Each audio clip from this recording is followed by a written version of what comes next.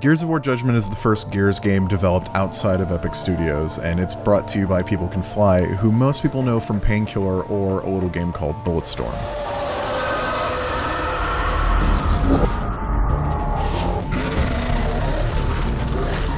As the fourth Gears of War game in 6 years, it's been hard to imagine any new ground for the series to cover.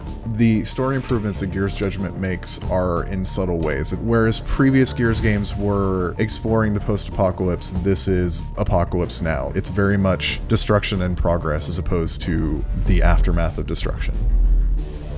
It's familiar in its structure, but it's unfamiliar in that it's a view of Sarah that you've never had before, and you're seeing the aftermath of the Locust invasion, and you're seeing civilian evacuation points, and you're seeing people who didn't make it, and you're collecting dog tags with explanations of how people died trying to save civilians or falling into emergence holes.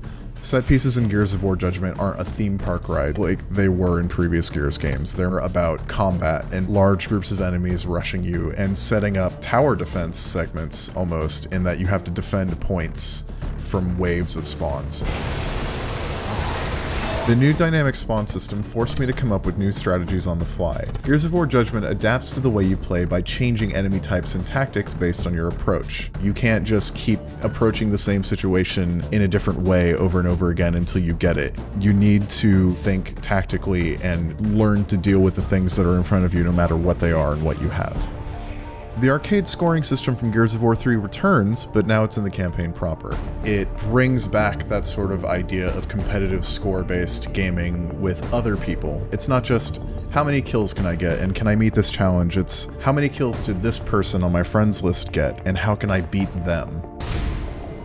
Throughout the missions in Gears of War Judgment, there are giant glowing crimson omens, and if you walk up to them and hit X, you'll have the option to activate a declassified mission, which adds a new conceit to each combat scenarios. Dust in our faces, dust in our eyes. The thing about declassification is that you choose to activate it. You choose to make the game more difficult, and you don't have to play that way.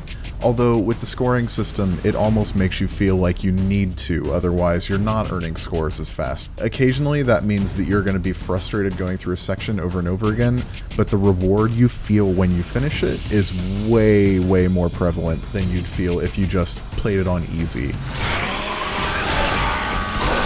Gears of War Judgment isn't long, but it feels long enough. It ends right when it needs to keep you from remembering that this is the fourth Gears of War game in 6 years.